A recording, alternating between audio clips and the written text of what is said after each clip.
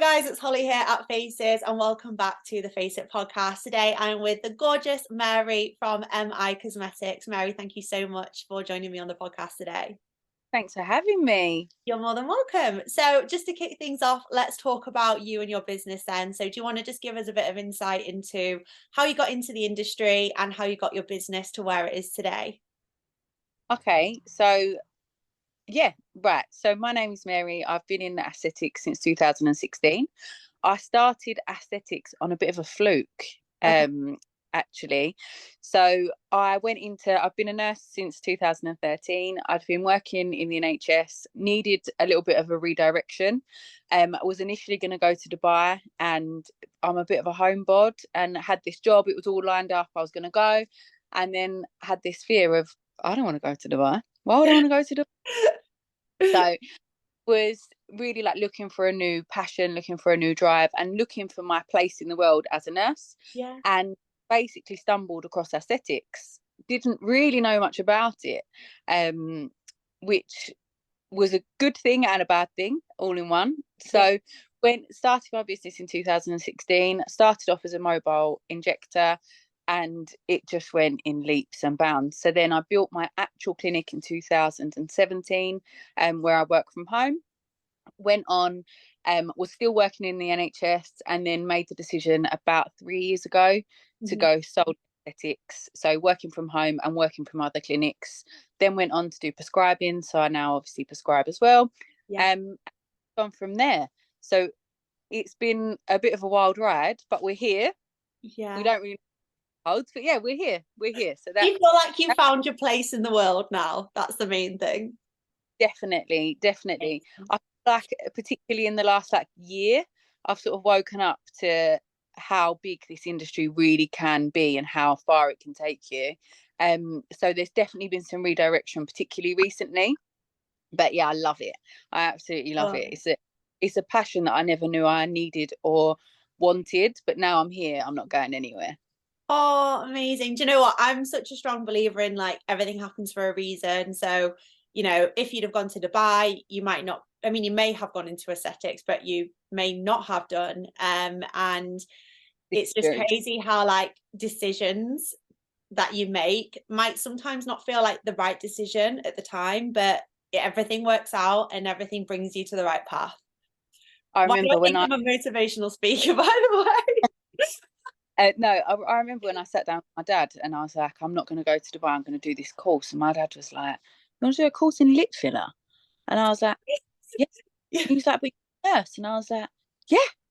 And it was such a split decision. And that split decision to do the course and to initially start the ball rolling into my education to aesthetics has literally completely changed my course of life. Not Yeah. just professionally, but personally, because before I wasn't having aesthetic treatments. I didn't know about anti-aging. It Yeah. wasn't a big thing for me. And now it literally encompasses everything I do. So Yeah.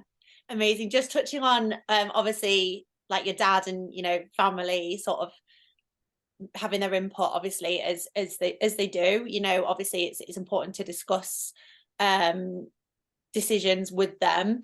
I was speaking to someone recently actually, and we were saying how like a lot of the time you might not get the best support from your family regarding aesthetics, because I think especially like the older generation, particularly like dads for example, they don't get it. God. Like if I try and explain to my dad what faces is, he's like doesn't really get it. Like So my dad is very supportive of my oh, career amazing. choices. However, absolutely hates anything aesthetic. So, like the first time I ever had lip filler, he was horrified, absolutely horrified, and couldn't quite understand why I had to have these treatments. And I was like, Yeah. "But Dad, I can't offer a treatment I don't have." Yeah, exactly. You need to know how it feels and what the process Yeah, is to actually offer it. exactly. But yeah, so he's so supportive, Yeah. so supportive. And when I first started off my clinic at home, it was really like small fish, and Yeah. do it from like the dining room, how we all start. Yeah. And my dad would be watching rugby, and there'll be girls sitting next to him with numbing cream. So it as much as He's impact, like, what on definitely, earth is my daughter doing to these people? yeah. And so when the clinic was built, I think it was more of a relief that he got his sofa back more Yeah. than Yeah, like he can hear about it, he doesn't have to watch it and like be around it. doesn't have to. And there's been so many times that, say I'm running late or anything like that, my dad now knows how to adequately apply numbing cream. So Yes, learned love skill for him. that. Absolutely love that. And obviously the main thing is that, you know, your family and you know, your dad are supportive. And I think it's so important because I think it can be quite like a lonely industry as well, which I'm sure you probably have Yeah, experienced. So even if you don't get the right support within the industry, having the support around you to just help you, motivate you and drive you to grow your business is so important as well. So with regards to sort of timescales and marriage, you, because most people I speak to are like, COVID hit and then I had like a epiphany and decided to go into aesthetics. Obviously you've been in the industry for you know, quite a long time now. Would you say timing was sort of was a positive thing for you in terms of like there wasn't that many people around and that kind of thing? So what I found when I first started in the industry, because I had been in the NHS, so I had a professional standard that I maintained based on my work in the NHS. So I first started, there was still a lot of practitioners around, but there wasn't as many practitioners that were accessible. A lot of the practitioners around were sort of like big esteemed clinics, and I was more like the girl next door that was offering treatments. And I would have clients coming to me that had been having aesthetic treatments for years, and there was no middle ground. You either had really, really big clinics or you had sort of backstreet practitioners. So I came in the middle, and I was offering consent forms and consultations, etc. And so I had the clients that had been going to the big clinics that had experienced this, that weren't paying the premium as such, alongside clients that have been having lip filler sitting on someone's toilet, not ever signing a consent form, not really having an understanding of what the actual treatment was. So I came in at a time that didn't have the social media pressure, and it's only been in the last, I think, 3 years that I've really felt the pressure from social media, because before my business did the talking for me. So I never had to invest in marketing or anything like that, because it was all word of mouth, because everyone would say, oh, I've been to this girl and I had to sign a consent form and she told me that lip filler was this. And so I came in at a really nice time, and I don't know actually if I was to come in now if my business would be as successful. It'd be different, certainly. It would be so different. So I was really lucky with the timing that my business sort of came into play and the decisions that I made, because it wasn't as mainstream, I guess. Because thinking back to like 2016, I'm trying to think. So I had my lips done when I was like 20, which was like 2016, I think. So that was like when the Kylie Jenner lips were a thing, and like I remember I didn't know anything about the industry. All my mates were getting their lips done, so I was like, well, I want to get mine done too. I had never been insecure about the size of my lips. I just like wanted to get them done for the sake of it.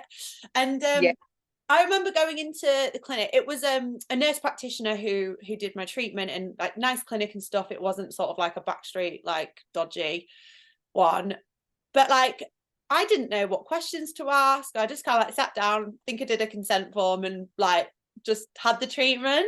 And I think just the knowledge back then was so limited. And like you say, there was no TikTok. You know, Instagram was like more about having like a thigh gap and being really skinny than like getting aesthetic treatments. When I was doing treatments and when I first started, it was around the same time that when you went on holiday, you would take 300 photos and every single photo would go into a Facebook album. Oh my God. Yes. And you date it. Oh my God. Yes. Whereas now we go on holiday and you pick one picture and that's so the way that we now portray our lives is completely different. So at the kind of time that I came into aesthetics, so as you can imagine, I was slightly younger than a lot of the practitioners that were around at the time. So was using platforms slightly differently. I look back at some of my previous Instagram posts and I cringe, but that was authentic to what I was doing at the time. Yeah. Now, as much as you have to be an injector, you also have to be a content creator. You have to, and so there's so many more realms to it now than there ever was Yeah, before. that's it. And you know, I think your situation is different because obviously you built your client base a long time ago, and it was very much referrals and word of mouth. But I think now practitioners are qualifying, and you're right. Like, it's like, okay, how do I do social media? Like, you know, how do I actually get clients in? Because you can't rely on family and friends forever. It Exactly. must be really tough. And, you know, doing the treatment is such a tiny aspect to actually running the business. Else, and also like then you didn't have you had the competition, but the competition wasn't as much in as sort of in your face. So Yeah. you wasn't comparison because everybody was kind of in their own lane doing their own thing. Yeah. Whereas now I go on social media and I look at some of these huge aesthetic clinics and they're quite intimidating because their social media presence is so strong. Yeah. Um, and that I think for people coming into the industry now, that is hard. Yeah. That is so hard because Yeah. you your business and you look at other people's businesses and you think, why am I not doing 45 clients a day? Why am I doing one a week? Does that mean that my business is struggling? When actually Yeah. no, it probably isn't in comparison to your level of expertise. Yeah. But we aspire for more now, whereas before you just stayed in your lane, you kind of did what you did, and Yeah. And that's it. if It's because it, like you say, it's there in front of you. It's like, yeah, yeah, like it's like your expectations in terms of where you should be are based on what you're seeing of other people are doing. But also I think it's important to remember, like, yes, these big clinics who have massive followings, they probably have a content creator on site as well who's doing the TikToks. If you're a doing it. one-man band, if it's just you doing the treatment, running the business, like, you're not going to have the time to dedicate to doing TikToks all day and having the, It, like, amazing lighting and like gorgeous setups, and you know, it's just not and manageable. that maintain authenticity because I think, like you say, a lot of companies have people in that do all of these things. But if you are a one man band, you want to maintain your personality as well as a professional standard, as well as a high level of treatment, as well as this, as well as that. And but you want to stay true to yourself. So it's really hard to find that balance in the Yeah. middle. It's so difficult. Yeah. What advice, if you've got any, would you give to anyone who's maybe watching this who is like, that's me, I've just qualified and I feel lost, I don't know how to do everything, I feel like I'm failing, I feel like I want to give up? Like, do you have any advice that you'd give that kind of person? I generally say to anybody that started in the industry, stay in your lane. Find your lane and stay in it. You can look at everybody else, but stay in your lane. And the best advice that I ever got was if you're running a race and you're looking around at everybody around you, then you're likely not going to win that race because you're so distracted that you're not focusing on your own goal So because you're so true. where that person's at and where that person's at. Whereas if you stay in your lane and you have a goal that is specific to you, then you're more likely to get there at and be happy when you've got there. Mm. Whereas you're constantly looking at everybody else and you're comparing, comparison leads to despair and you start to get self-doubt. But if you stay very focused and very sort of goal orientated to what you want to achieve, not what other people are achieving, that it will give you a successful business. Yeah. It doesn't matter if your books are full or if your books are fitting around your lifestyle. It's about your goals, not what everyone else is Yeah. doing.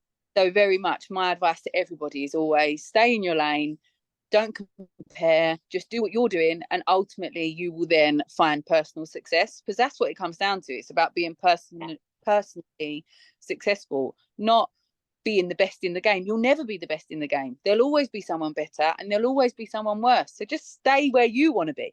Yeah, exactly. And also use your clients as gratification. Don't use someone else's social media or aesthetic business to make you feel like you're not doing well. If you're servicing your clients are happy, you're providing an amazing service. Yes, you might need to improve your skills by doing more training, which will come in time.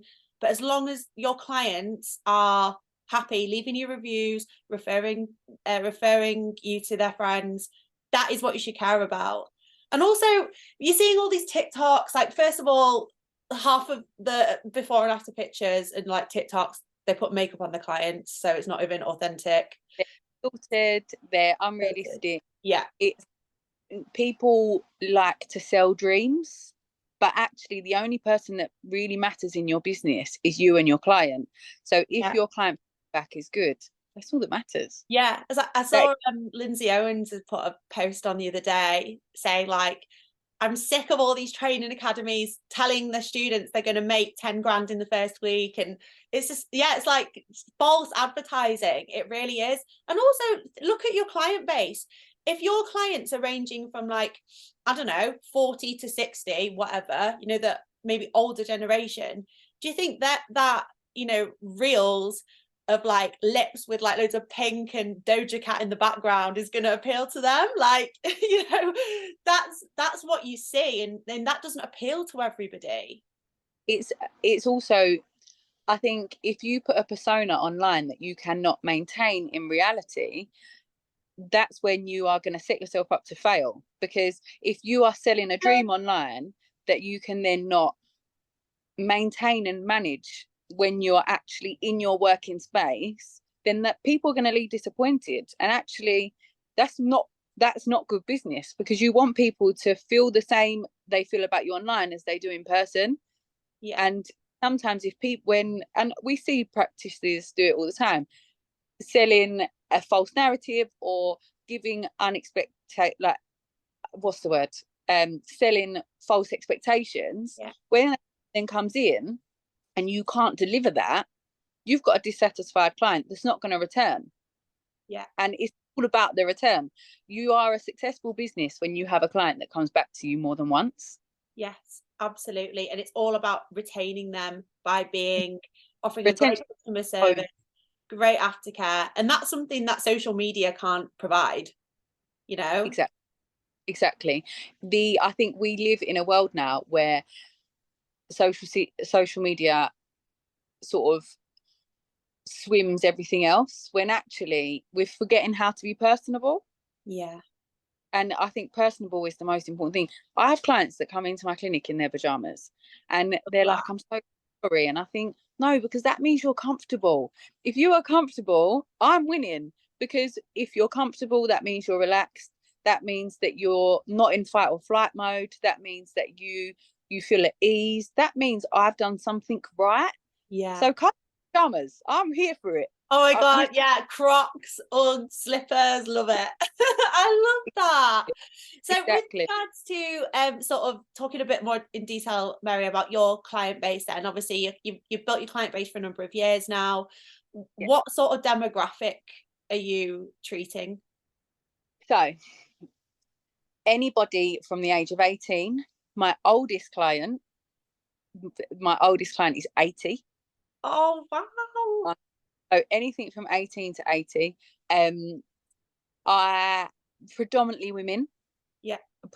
I am trying to get a little bit more male focused, because I do think that men like these treatments too, but they're hard to door. So at the moment, looking at different ways that I can make the environment more comfortable for men, because I think the environment is very intimidating for men. But my main demographic, when I first started in the business, I only did one treatment. I only did lip filler, and that has been a cure and a curse. It was a good thing because I was like, I'm going to be a master of one, and accept. But actually, that was a bit of my downfall to begin with, and now obviously my business has changed. Now I do everything. But it meant that I was really good, or I think I'm quite good at that. I'm quite knowledgeable when it comes to lip filler, but it's not the only thing that I do. So a lot of my treatment is based around lips, both whether that be beautification or rejuvenation for sort of older clients. So my demographic is actually quite vast. But what I lack is men. In my personal life too, but no, what I lack. Same. Right, if there's any men watching, if you need any treatments, right, literally. But yeah, I think that's a really good point, because more and more men are getting treatment, or at least being curious about treatments. But I think, like you say, it's finding that balance, because, like, for example, let's say I'm a man, I'm like a man's man, you know, very masculine, and I'm looking for a practitioner where I can get some anti-wrinkle injections and maybe some jaw filler. I'm not gonna want to book in with someone who's got like an Instagram or a website which is pink full of lips. That makes me feel like I'm not welcome there. So what kind of things are you doing to sort of try and make your business a bit more neutral and a bit more inviting?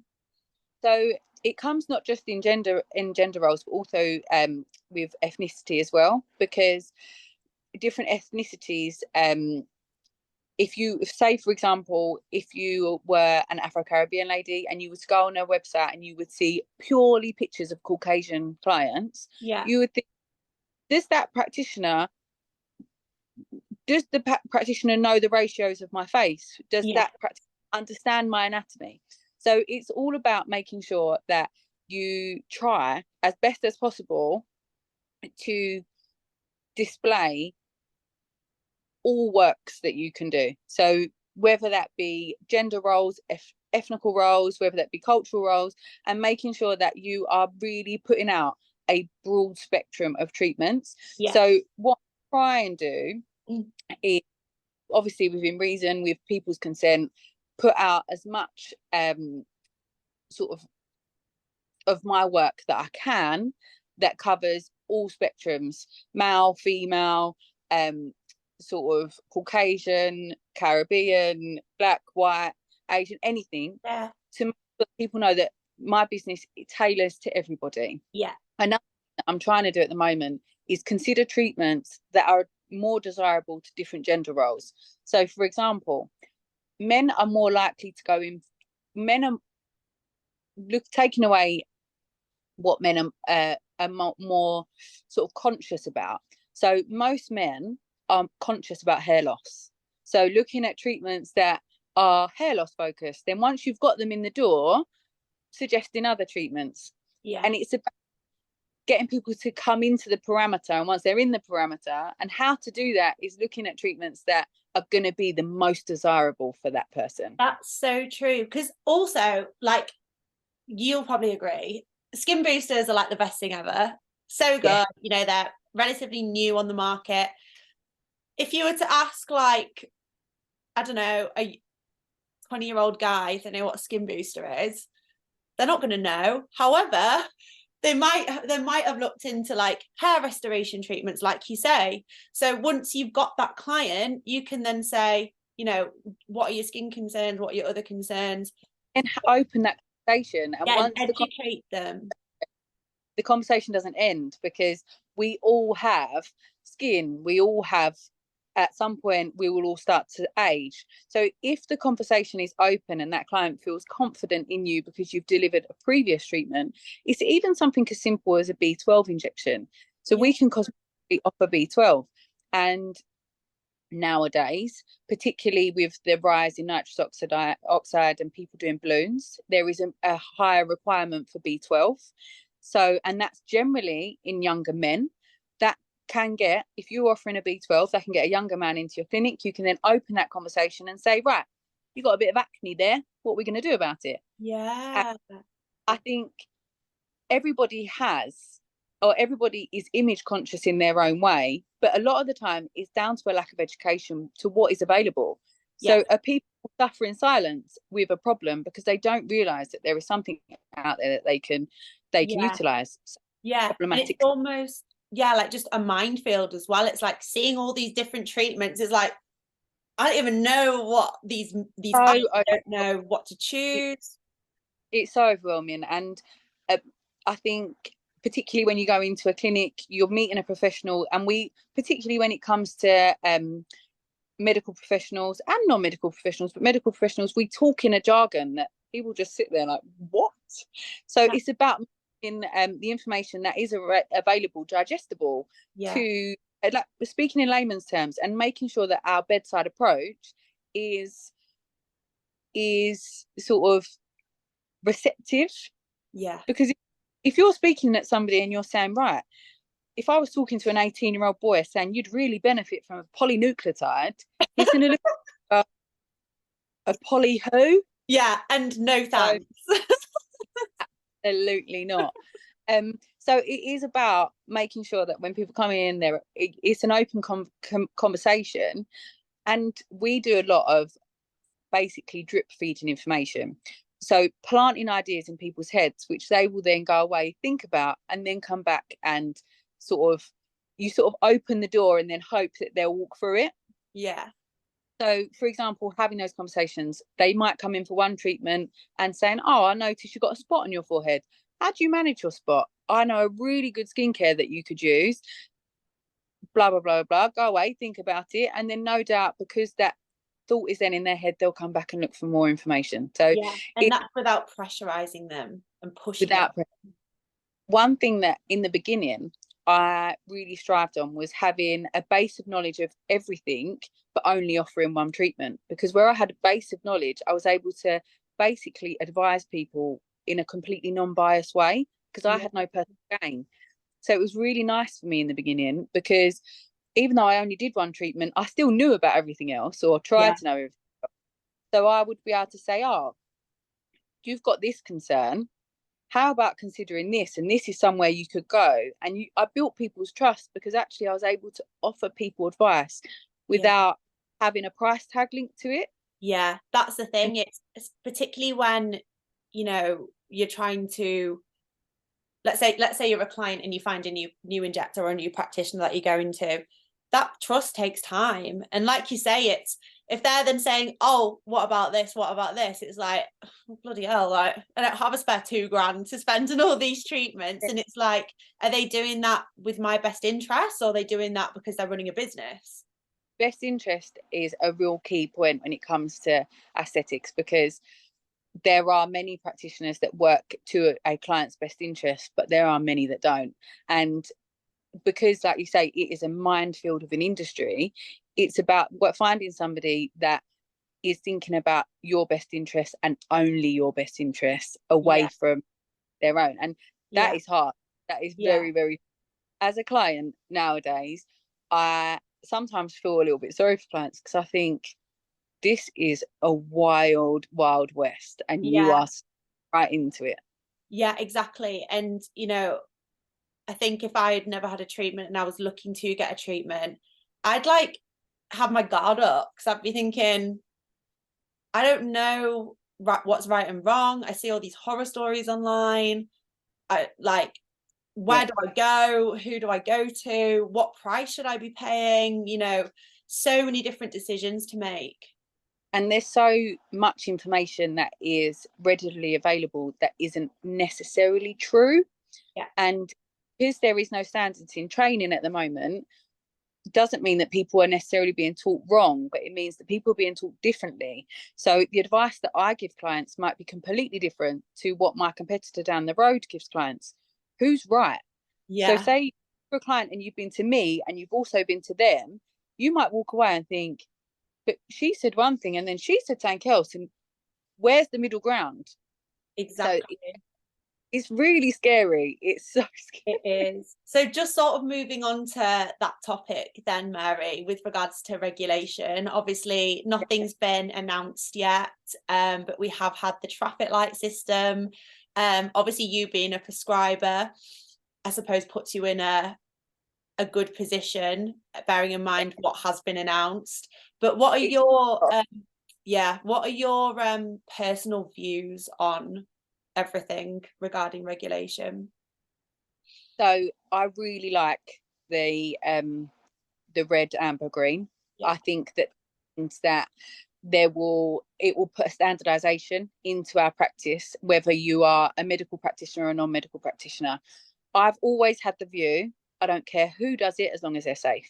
Everybody has to earn their own bread and butter, and realistically, people deserve their place in this position, in this profession, whether they are medical or non-medical.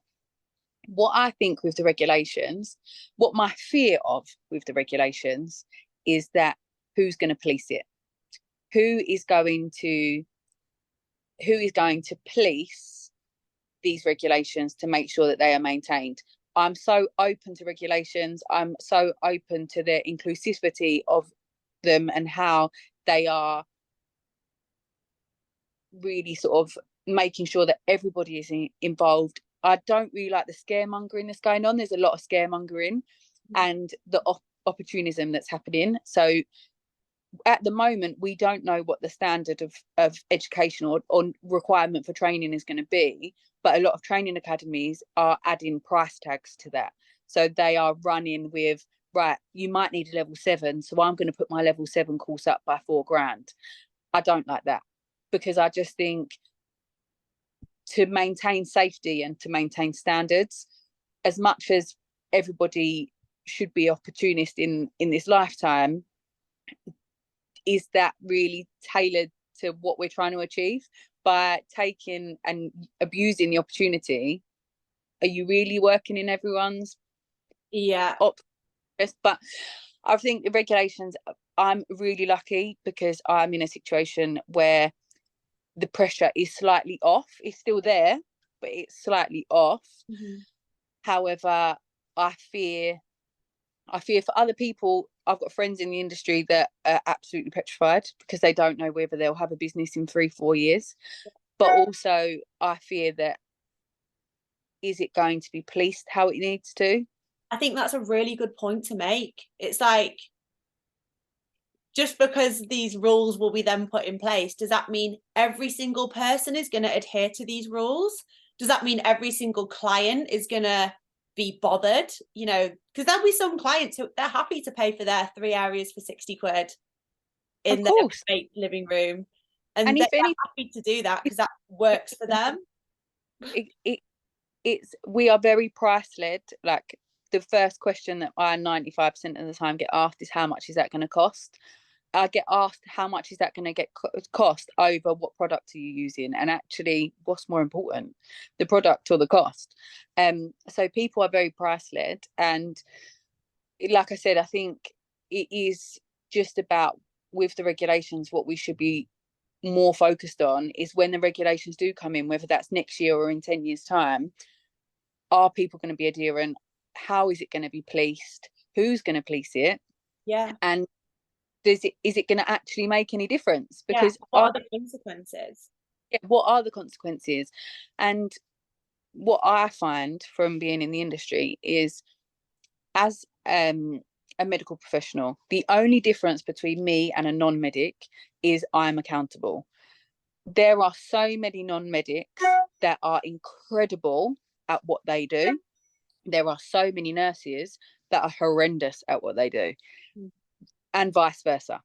And the only difference between myself and a non-medic, other than the fact, yes, I went to university, yes, I can manage in an emergency situation that is life and death. When it comes to the aesthetic industry, the only difference, I believe, is accountability. I'm accountable by law, that I have to fix a problem. And I've seen in so many instances where clients have been left basically up shit street because the person that's done their treatment has no accountability, therefore has been able to walk away and have no repercussion. Whereas for me, there's repercussion. And I hope that when the regulation comes in, that's what changes. I hope that there is repercussion for everybody that practices, so that when there are problems and when there are complications, we all have accountability to fix them. 100%. And if that's the case, clients will be at so much more ease as well, because it is safe. It will be so much safer. And those who aren't happy with the repercussions won't be practicing.